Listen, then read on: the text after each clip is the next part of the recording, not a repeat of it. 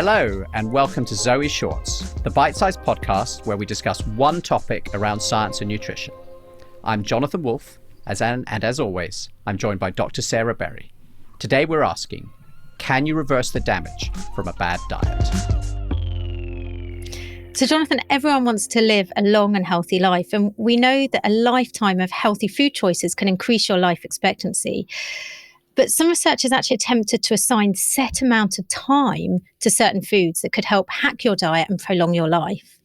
Well, that sounds very cool. So you're saying there is a definitive list of how to get rid of all those terrible dietary choices in the past, and I will be able to figure out exactly how many years I would live longer as a result. It sounds a bit too good to be true.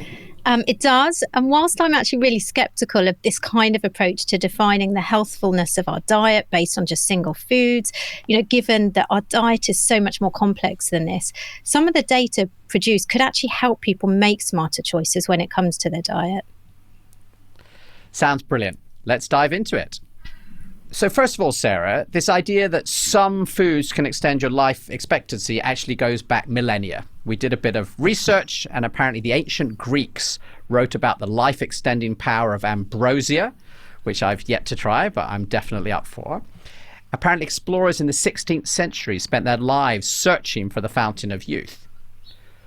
So we're no longer praying to the gods or searching the world for magical water sources, but we are still obsessed with finding foods with these mythical properties that will extend our lives. So does science support any of this magical thinking that we've been going after for thousands of years? No, simply.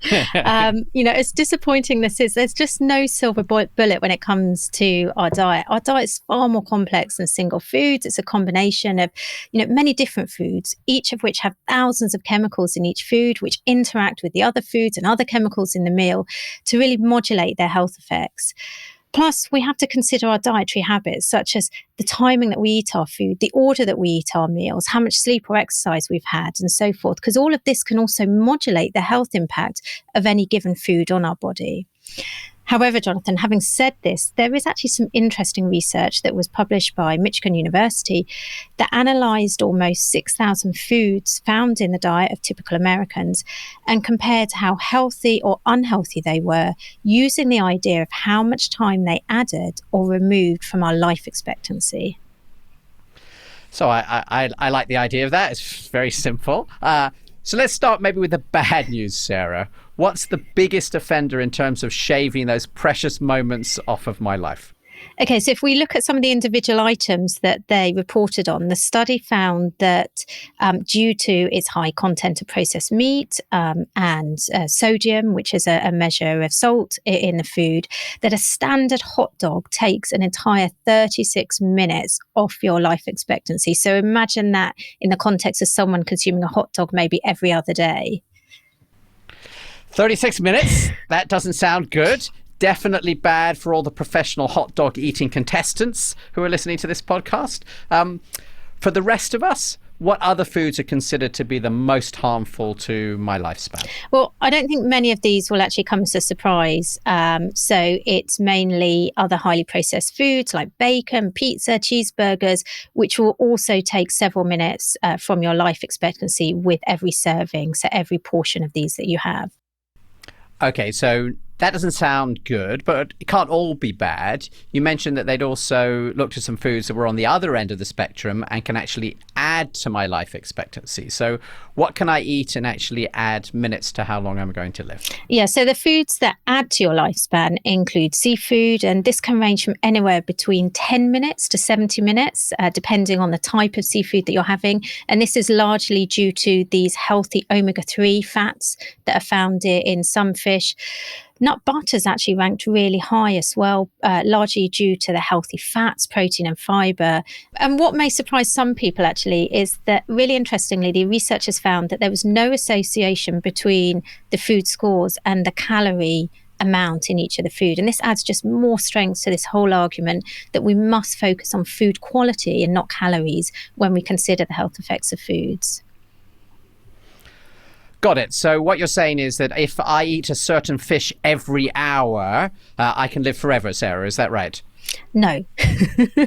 Diet's far more complicated than this, and we may have found this. a small flaw in this research approach. But given that we rarely, in fact, eat single ingredients or foods in a meal, so can I offset the bad foods with the good foods and make sure that my life expectancy is still as high at the end as at the beginning?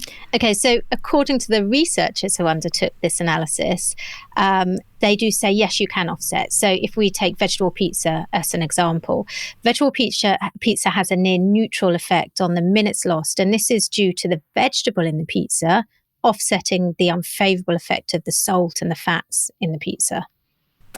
I'm pretty surprised to hear this, Sarah, and I want to listen to your own views shortly. So imagine I have eaten a lifetime of these life expectancy reducing foods, and I think this was a good description of the first half of my life.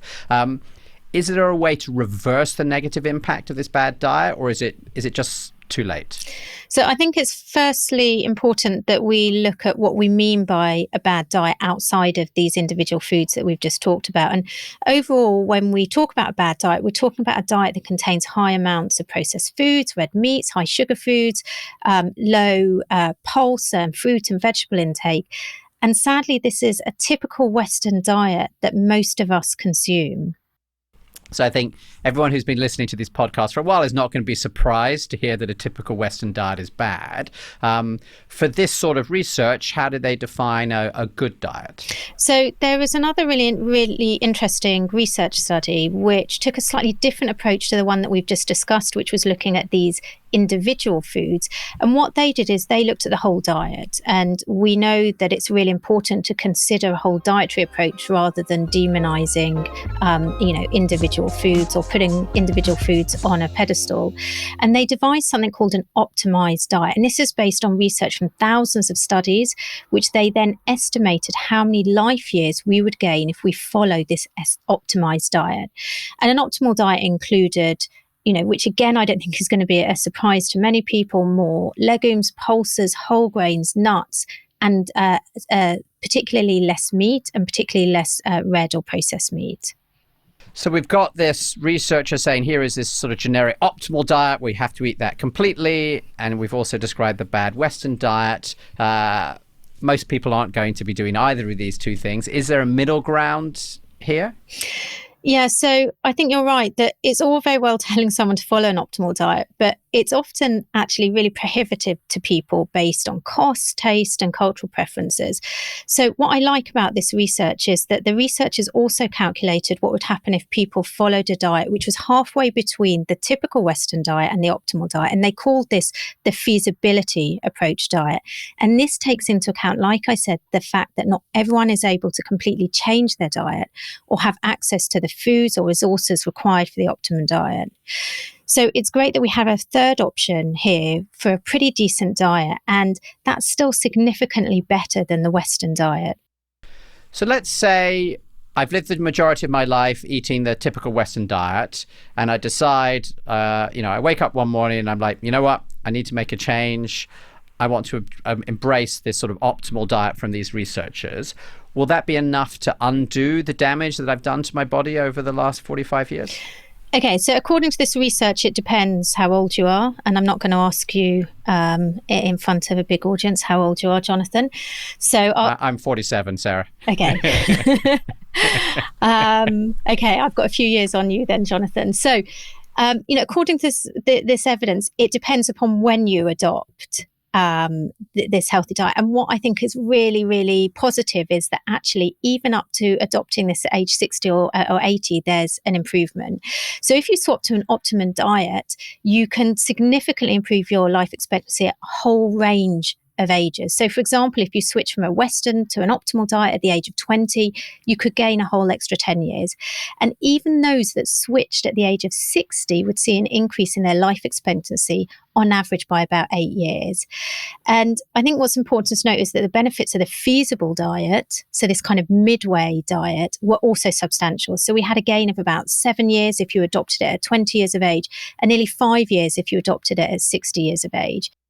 That's a That's a pretty strong message, right? So that suggests that it's not too late to say, I can make a change to my diet, even if you might have been, causing a lot of damage for many, many decades. Yeah, and I think this applies across many areas of our lifestyle. If we think about exercise, if we think about smoking, there's really clear evidence at whatever age you take up exercise or whatever age you give up smoking, there is a benefit to your quality and your quantity of life. And exactly the same we see with diet. And so for people who are listening that might be, 40, 50, 60, 70 and think, well, do you know what, I've followed this bad diet all my life. Really, is there any point changing? I think this is really nice evidence to show that there can be a benefit. Now, it is, like you say, evidence based on a whole different types of research. It isn't what we would consider the strongest evidence from these randomized controlled trials, but I still think it's pretty robust, and I think it's really encouraging for people.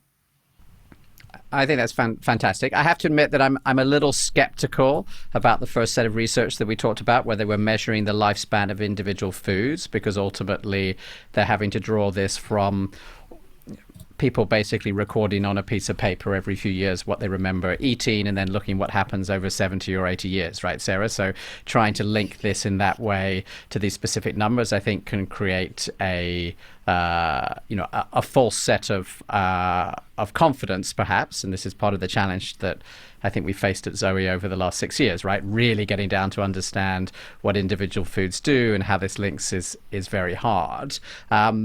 I think what there is, which I think is really exciting, is a lot of these very strong randomized control trials where people look at making changes in their diets, and where you can see real results in sort of their bloods and their cholesterol and things like this quite fast.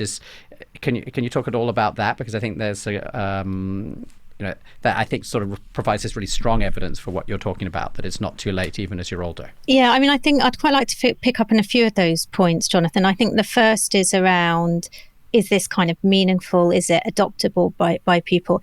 And, are we going to get fixated on, what could seem silly little numbers, how many minutes this food gives versus that food? I think where this is quite useful is if we look at the actual foods, and from the research, there's a table published that's ranking these foods in terms of those that give life and those that take away life. I think it can be used in quite an empowering way by consumers. It can allow the consumer to truly personalize their diet based on their preferences, to make really simple swaps. And so instead of seeing it as in, oh, I must never eat a hot dog, I think it's a case of, okay, I really like hot dogs, but is there something else I really like that can be cooked in the same way or as the same cost or same accessibility for me? And how much healthier is that? So it's a way of kind of ranking foods in a healthy way. And I think this gives that more personalized approach that means there's a better chance of being able to sustain the change, because you're making these simple swaps. And again, you're empowered by knowing that actually they are likely to have a favorable health effect. And what about the question I guess I was asking about, how fast can you have an impact? Because I think if I was listening to this, I may feel, you know what, I've had a terrible diet for decades. That's great, but I've got to make this profound change for years before I'm going to get any benefit. What does the science say? I think that the evidence is quite clear that in some of these physical feelings, you could see improvements very quickly. So we know this from studies that have been conducted and people talking anecdotally that, when they switch to some of these healthier foods, they can within the same day feel more energy, not have these kind of sugar dips that you can have with some of these unfavorable foods that sap your energy and increase your hunger. So you can see switching from some of these bad foods to good foods immediately having impacts on energy, on hunger and alertness. You can also see favorable effects immediately on what's going on at the level of your physiology. So in your blood, in all of these circulating factors that I talked about earlier. Now, unfortunately, you can only see that by doing blood tests or certain measures. So you won't know that that's happening, but it is happening immediately in that 2 to 6 hours after consuming that food. So that's pretty great, really. So what you're saying is even in the first day of switching the diet, I'm already having an impact on the stuff that's going on inside my blood? And how long would I have to wait to be able to see something that maybe if I went to visit the doctor, right? And maybe the doctor said you have high cholesterol or whatever these things are, your blood sugar levels are high. How long, based upon sort of real randomized control trials, would you have to wait to be able to see impact? Okay, I know, Jonathan, you always want a simple answer and you hate it when I say it's more complicated and it depends on X, Y, and Z. So apologies, but I do have to say it's more complicated and it depends on X, That's Y, and right. Z. So it depends on who you are to start with. It depends, there's huge variability, and we know from our ZOE Predict studies in how individuals respond to food is hugely variable. But let's take the average person, and I know we try and avoid talking about the average person because there is no average. But if we took, say, a typical person that's got slightly high blood pressure, slightly high blood lipids, so by that I mean cholesterol, and is slightly overweight, if we were to change their diet from a typical Western diet and we were to change it to this feasible or this optimized diet, you would see improvements pretty quickly. Now, again, it depends on the outcome. So we know from hundreds of randomized control trials that you can see changes in as small as 2 weeks in blood cholesterol to a healthy diet. We know it takes about 6 weeks to see improvements in blood pressure, about 6 weeks to see improvements in our insulin sensitivity. So that's our glucose control and our predisposition to developing type 2 diabetes. I think that's a pretty wonderful way to wrap this up. And I think the firm answer then, Sarah, is absolutely you can change your diet and sort of reverse the pathway you've been on and some of the damage you've done previously. Absolutely, you can change your diet. You're never too old to change your diet. But remember, you don't have to go to extremes. Even making small switches, small swaps can actually have a big impact on your health. So remember to try and make these changes while still focusing on ensuring that you're enjoying your food and getting pleasure from what you're eating. I think that sounds wonderful. And if you'd like to try ZOE's personalized nutrition program to really understand actually what's the optimal diet for you and help you through this pathway, because as Sarah said, this is complicated, then go to joinzoe.com/podcast. And as always, you can get 10% off the test and the program there. I'm Jonathan Wolf. And I'm Sarah Berry. Join us next week for another ZOE podcast.